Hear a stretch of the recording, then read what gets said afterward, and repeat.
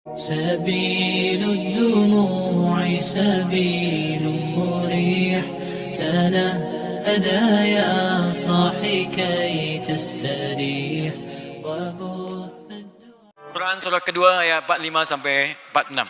Gurau saja ya. Ya sejenak. Wasta'inu. Perhatikan kalimatnya wasta'inu. Wasta'inu. Dan jika kalian punya persoalan dalam kehidupan, maka mintakan solusi, minta tolong. Ini perintah Allah. Kalau kita hendak merubah kalimat perintah ini, fi'il amr, dalam bentuk permohonan. Ya Allah, sekarang kami minta solusi, minta tolong. Wasta'inu, mintalah pertolongan, minta solusi. Lalu kita katakan, ya Allah, sekarang kami akan minta solusi. Maka kalimatnya akan berubah dari wasta'inu menjadi nasta'in. Kalau kita katakan, ya Allah, kami minta solusi ini hanya kepada Engkau saja, tak ada yang lain. Kami yakin denganmu, Engkau yang berjanji, sekarang kami minta. Kalau kalimatnya hanya kepada Engkau saja, kami yakin, maka tambahkan kalimat iyyaka di depannya. Iyyaka nasta'in. Iyyaka. Perhatikan kalimat ini rahasianya. Kata Allah, bila kamu punya persoalan, punya masalah, punya problem dalam hidup, maka mintakan kemudian kepada Allah. Bagaimana caranya? Wassalah, dengan menunaikan solat. Saya nak tanya pada tuan dan puan, maaf ya, apakah dalam solat kita mengucapkan kalimat iyyaka nasta'in? Ya. Kapankah itu? Saat berdiri dalam solat, saat membaca Al-Fatihah, saat membaca Al-Fatihah. Sekarang saya bacakan hadis qudsi riwayat sahabat Anas bin Malik radhiyallahu taala anhu. Bagaimana Allah akan mengabulkan doa orang solat ketika dia membaca kalimat ini. Hadis sahih diriwayatkan oleh sahabat-sahabat senior. Haddatsana qala Rasulullah sallallahu alaihi wasallam an rabbih qala Allah azza wa jalla. Allah Subhanahu wa taala berfirman dalam hadis qudsi. Perhatikan kalimatnya. Qasamtu shalah baini wa baina 'abdi. Aku bagi solat itu menjadi dua bagian. Bahagian aku dan bahagian hamba-Ku. Wali 'abdi ma sa'al.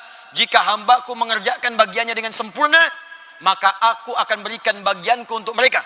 Yaitu, aku berikan apapun yang dia minta dalam solatnya. Aku bagi solat menjadi dua bahagian. Bahagianku dan bagian hamba-Ku. Jika hamba-Ku mengerjakan bagiannya dengan benar sempurna, maka aku akan kabulkan apapun yang dia minta dalam solatnya. Kapan itu dimulai? Yuk kita baca hadisnya.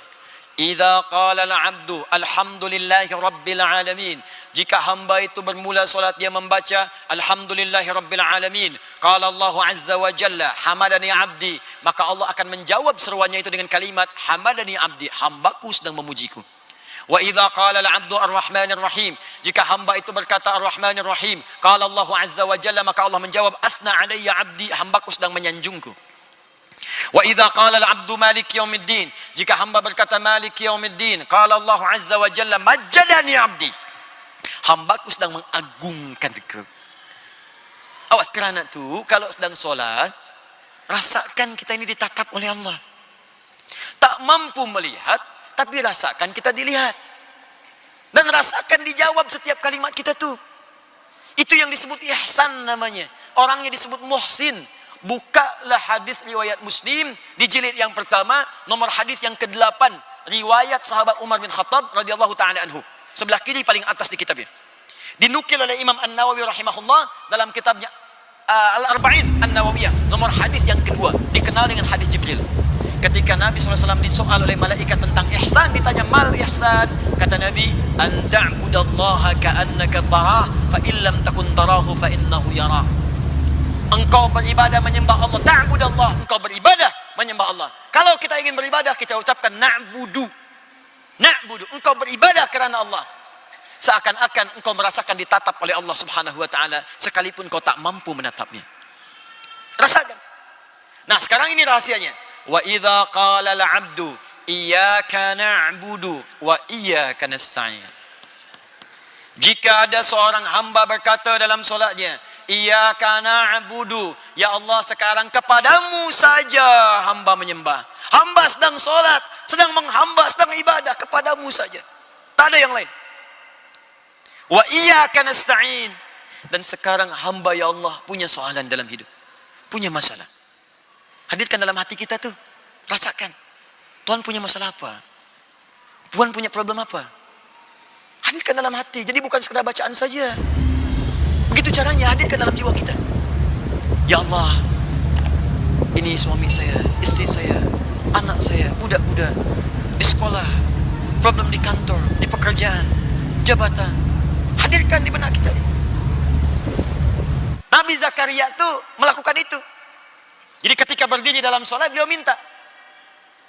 Qala rabbi habli min ladunka dzurriyyatan thayyibah innaka sami'ud du'a. Ya Allah, mereka berkata hamba tak mungkin punya keturunan. Karena secara medis istri hamba divonis monofos dan mandul. Kata klinis tak mungkin punya keturunan. Mohon dalam sholat, dalam berdirinya, berdiri. Dijawab oleh Allah. Fanadatul malaikatu wa huwa qa'imun yusalli fil mihrab. Turun malaikat, beliau masih berdiri dalam sholatnya. Belum tuntas sholatnya, masih berdiri dalam sholat. Annallaha yubashshiruka Yahya. Allah berikan berita gembira, engkau akan punya anak, langsung bahkan namanya dari Allah Yahya, yang berarti hidup. Yang mustahil menurut manusia terlahir dari rahim seorang perempuan yang monofos dan mandul bayi hidup, kata Allah tak ada yang mustahil. Kita nih ditunggu oleh Allah dalam sholat. Wa iyyaka nasta'in, dan kepada engkau ya Allah kami memohon sekarang petunjuk, pertolongan, solusi. Apa jawab Allah? Perhatikan jawabannya di hadis qudsi. Hadza baini wa baina abdi. Inilah kata Allah yang kumaksud perjanjian antara aku dengan hambaku. Wali abdi ma sa'al. Dan jika hambaku benar sholatnya sampai bacaan ini, apapun yang engkau minta sekarang, aku akan kabulkan. Saya tak mau berjanji lah. Tapi kalau ada masa lagi berkunjung beli kuliah ke sini, kita bahas fikih sholat, ada 4 rahasia dalam sholat. 4 ini kalau benar dilakukan, maka doa-doa kita sulit untuk ditolak. Hadisnya sahih. Bahkan dalam ayat Quran tuh, ada beberapa posisi yang langsung minta yang terbaik. Jadi kalau ingin masuk surga, minta surga yang paling bagus. Kalau dunia, minta yang paling hebat. 4 tuh berdiri, 2 ruku, 3 sujud, 4 sesaat sebelum salam. Bagaimana caranya? Nanti kuliah yang lain. Nah, tapi apakah setiap orang yang berdiri minta? Belum tentu. Apakah setiap orang yang baca ini dikabulkan? Belum tentu. Kecuali orang yang saat sholat dia ikhlas kerjakan dengan mengingat Allah. Bagaimana cara mengingatnya? Khusyuk. Wa innaha lakabiratun illa 'alal khashiin. Bagaimana cara khusyuk? Alladzina, ayat 46-nya, alladzina yadhunnuna annahum mulaqu rabbihim wa annahum ilaihi raji'un. Kalau hendak ikhlas dan khusyuk, maka rasakanlah engkau sedang menghadap Allah, mungkin itu solat terakhir yang engkau kerjakan. Demikian saat berzikir, mungkin di zikir terakhir, saya wafat dalam keadaan berzikir. Subhanallah, subhanallah, subhanallah, wafat. Sujud, wafat. Karena itu kalau hendak sholat, mendengar panggilan azan, siapkan pakaian terbaik, yang paling halal. Karena mungkin itu panggilan terakhir dalam hidup. Mungkin kita wafat lah. Allahu Akbar, Allahu Akbar. Cari pakaian baik. Buka Quran surah ke-7, ayat 31. Ya bani Adam, khudhu zinatakum inda kulli masjid. Hai anak cucu Adam, jika ada panggilan dari masjid, cepat kenakan pakaian terindahmu. Bagaimana tuan-puan nih? Diundang oleh manusia, datang ke party, pakaian baik, luar biasa, yang undang manusia. Belum tentu sehari diundang 5 kali ada party. Pakaian bagus, semua bagus, kasut bagus. Diundang Allah pakaian macam tu. Pakaian olahraga dipakai pula, pakaian untuk solat. Depannya Messi, belakang Ronaldo, bingunglah malaikat. Hah? Bagaimana kita bisa mendapat rahmat? Pakai yang paling indah. Ya, terakhir saya punya kisah sedikit saja. Ada seorang perempuan tu di Qatar dulu. Ini soleha perempuan ini. Ini kisah nyata. Saya dapat riwayat dari orang fiqh. Jadi dia sangat dekat dengan Allah, dan dia tuh begitu ikhlas menunaikan solat. Selalu teringat kalau ada panggilan Allah, cepat dia respon. Tibalah masa pernikahan dia. Saat dia sedang bersolek tu, berhias, berzina. Tertiba kemudian mau masuk isyak. Ibundanya datang. Ibunya berkata, kamu siap, kita akan perkenalkan kepada orang-orang yang datang nih, hadirin yang datang.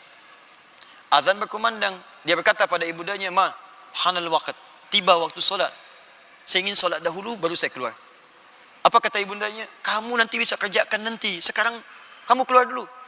Kalau kamu nanti solat, kamu wudhu, hilanglah nanti semua hiasan tu. Make upnya hilang semua. Kamu keluar dulu.